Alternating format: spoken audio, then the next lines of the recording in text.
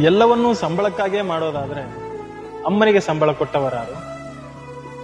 ಮನೆಯ ದೀಪ ಬೆಳಗುವ ಸೊಸೆಯಾಗಿ ಬಂದವಳು ಮನೆಯನ್ನೇ ಬೆಳಗುವ ಜ್ಯೋತಿಯಾಗಿ ನಿಲ್ತಾಳೆ. ಅಮ್ಮನಿಗೆ ಸಂಬಳ ಕೊಟ್ಟವರ?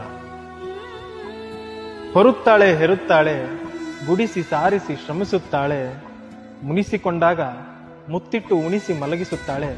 ಹಾಗಾದರೆ ಅಮ್ಮನಿಗೆ ಸಂಬಳ ಕೊಟ್ಟವರ? ಬಿಚ್ಚಿಟ್ಟ ಮೈಲಿಗೆಯ ಬಟ್ಟೆ ಒಗೆಯುತ್ತಾಳೆ, ತಿಂದಿಟ್ಟ ಎಂಜಲು ಬಟ್ಟಲು ತೊಳೆಯುತ್ತಾಳೆ.